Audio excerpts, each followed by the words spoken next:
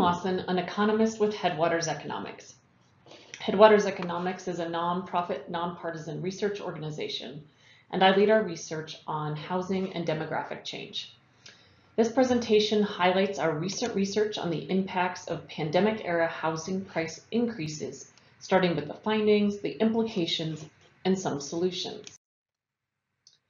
In this study, we asked two research questions.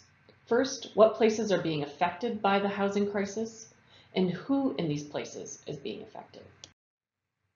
But first, the where. So the pandemic impacts have been well covered in the headlines in mid-sized cities like Boise, San Diego, Washington, D.C., and resort communities like Breckenridge, and regional tech hubs like Austin. This set of charts show on the top row the value of a typical home since 2000, and on the bottom row the change in typical home value since 2000. And the shape of these charts is similar in communities across the US. Because it's not just those places, those mid-sized cities and resort communities. Unprecedented house price increases have affected zip codes across the country. 45% of Americans, including 144 million people, live in places with unprecedented house price increases. At least half of the zip codes in these 8 states had record-setting increases. And when price increases are this widespread, people have fewer options to relocate affordably nearby. Now for the who. Who are these price increases affecting? So we know that rising house prices affect renters who are vulnerable to displacement in a dynamic market. We looked at how many places with unprecedented price increases were already unaffordable for renters, and the results were staggering. Nearly all the counties, 92%, that had unprecedented price increases also had at least 30% of households paying at least 30% of their income on rent. But we did not find a similar pattern with homeowners. In that case, only 18% of those places that were unaffordable for homeowners experienced record-setting price increases. So, can we blame this all on COVID? No.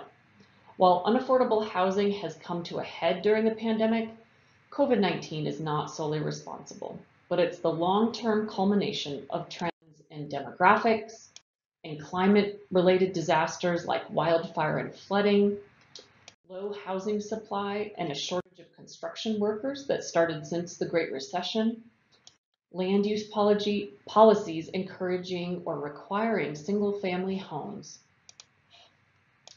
and low mortgage rates all have contributed to the current crisis.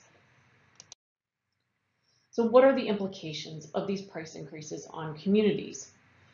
First, we know that outlying areas can't absorb the new residents, and the problems spread regionally as the former bedroom communities become unaffordable, commutes lengthen, and sprawl exacerbates.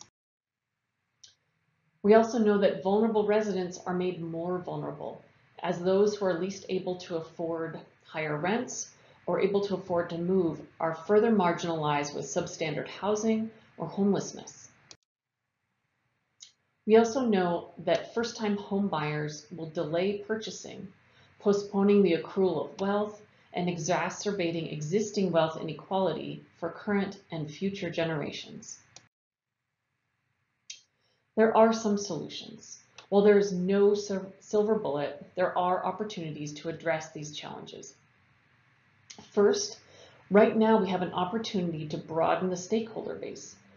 The business community is being affected dramatically, and their voices can be a very influential new group advocating for a range of housing solutions. We also know that piecemeal solutions done city by city aren't enough. We need coordinated efforts across a region to determine the supply needed to apply for state and federal funding sources and to advocate for state-level policies. We also know that market forces will supply only for the highest end, and we need policies to incentivize and require housing that also addresses low and middle incomes. And finally, we need to support programs at the local, state, and federal level that promotes home ownership for first-time and marginalized groups to begin addressing the wealth gap. Thank you for listening. For more details on this study and for related research, visit headwaterseconomics.org.